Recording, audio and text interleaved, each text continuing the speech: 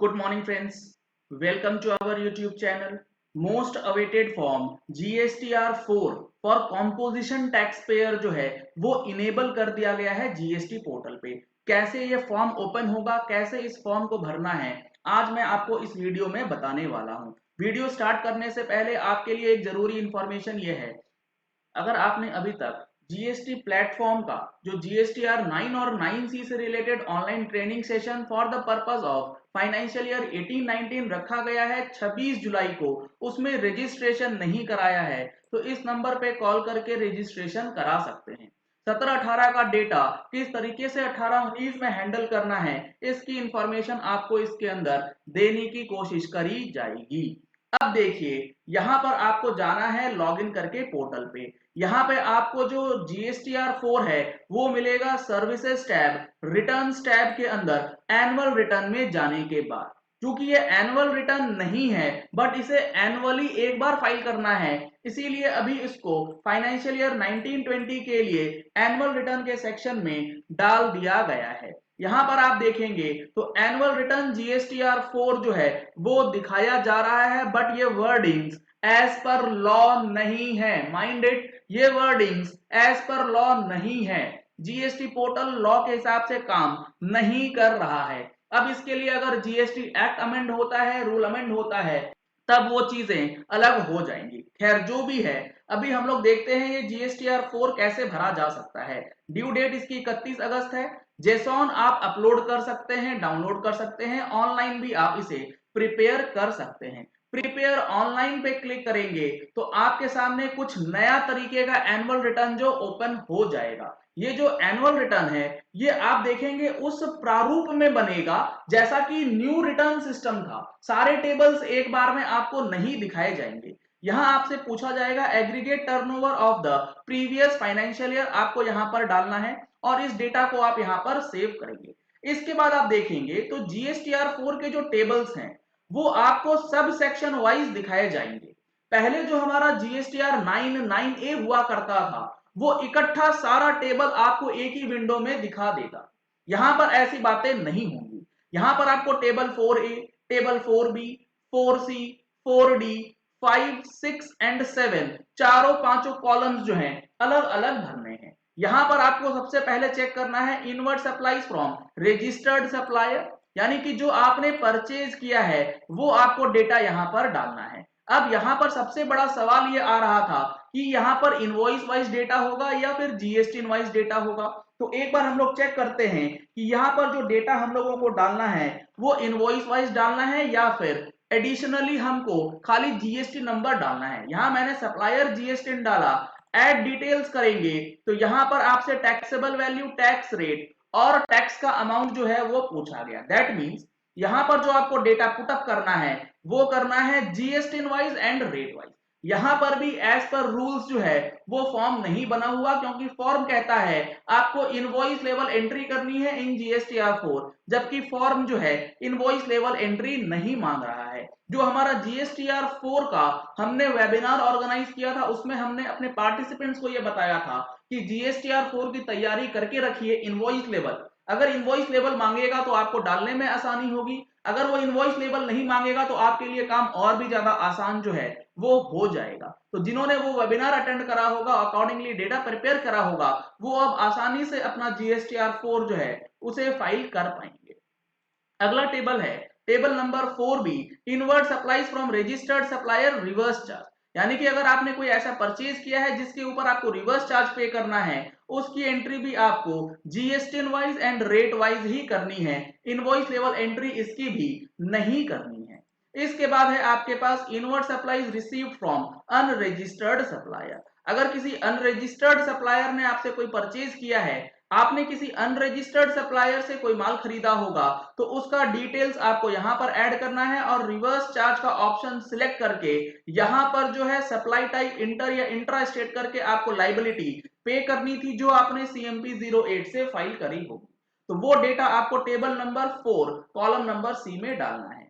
इसके बाद है इंपोर्ट ऑफ सर्विस, अगर आपने कुछ करा है तो उसका डिटेल्स आपको डालना है।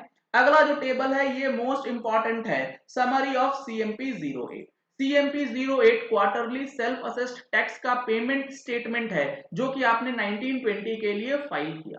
अब आपने CMP 08 में जो टर्नओवर दिखलाया है वो सारा का सारा टर्नओवर ऑटोमेटिकली यहां पर नॉन एडिटेड फॉर्म में दिखाया जाएगा। यहाँ पे आपका 1920 के अंदर CMP 08 में जो टैक्सेबल वैल्यू है वो दिखाएगा और टैक्स अमाउंट जो आपने जमा करा है वो दिखाएगा। अगर आपने कोई रिवर्स चार्ज का डेटा रिवर्स चार्ज के ऊपर लायबिलिटी पे करी होती तो वो आपको टेबल नंबर 2 में शो हो जाता।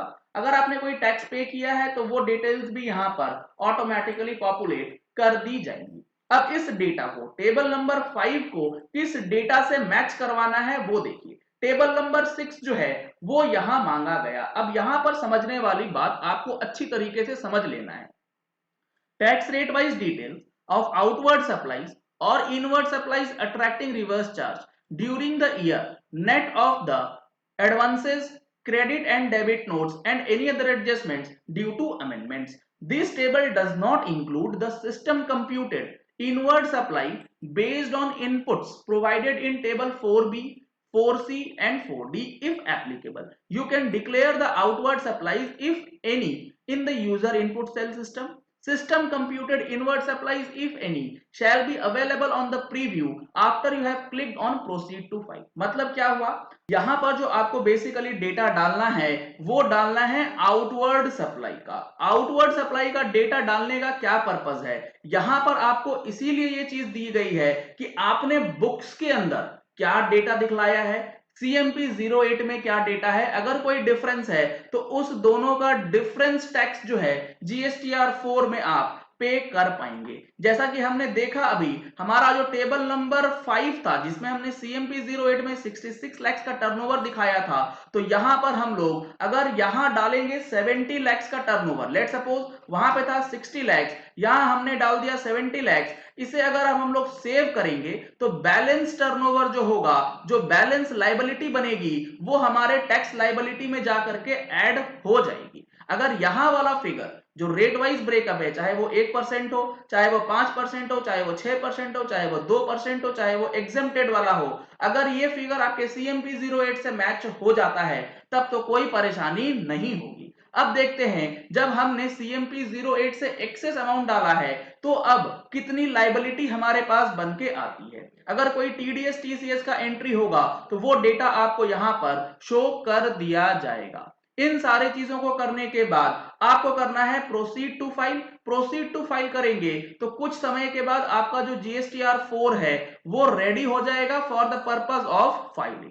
अब प्रोसीड करने के बाद आपको करना है प्रोसीड टू फाइल। तो यहां पर आप देखेंगे आपका जो डेटा है वो कुछ इस प्रकार से दिखाया जाएगा जिसमें आपकी समरी रिटर्न जो है वो प्रिपेयर हो जाएगी। इसमें टेबल नंबर 5 में हमने 33,93,000 का डेटा CMP 08 में डाला था, जबकि हमारे पास बुक्स में अवेलेबल था 70,000 का। जो बैलेंस बनेगा वो हमें अब पे करना होगा और पेमेंट करने के लिए हमें यहां पर कैश लेजर बैलेंस और जो पेमेंट है बैलेंस पेएबल वो यहां पर दिखाया जाएगा। देखिए किस तरीके से ये काम हो रहा है। ये कैश लेजर बैलेंस आ गया। पेमेंट ऑफ टैक्स में tax amount payable as per table number 6। Table number 6 क्या था, जो हमारा एक्चुअल डेटा था एज पर बुक्स, वो हमने डाला था 35,000 क्योंकि 70 लाख का हमने टर्नओवर डाला। CMP 08 में हमारा टर्नओवर कितना था, जो हमने 33 लाख रुपए का दिखाया था, जिसपे 16,000 का टैक्स ऑलरेडी हमने जमा कर दिया है।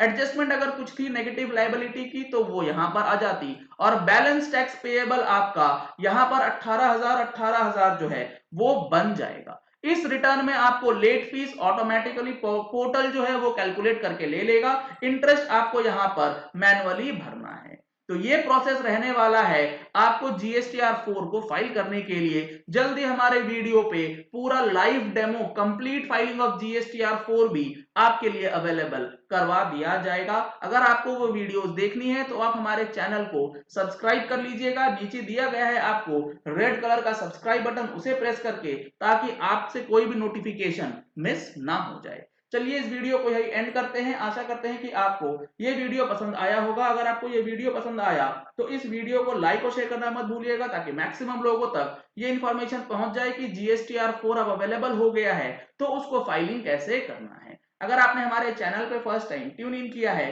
तो चैनल को सब्सक्राइब करने के लिए नीचे दिया गया रेड कलर का सब्सक्राइब बटन प्रेस कीजिए, साथ में जो बेल आइकन है उसे भी प्रेस कर लीजिएगा ताकि वीडियोस की नोटिफिकेशन आप तक रेगुलरली पहुंचती रहे। Thank you and have a nice day.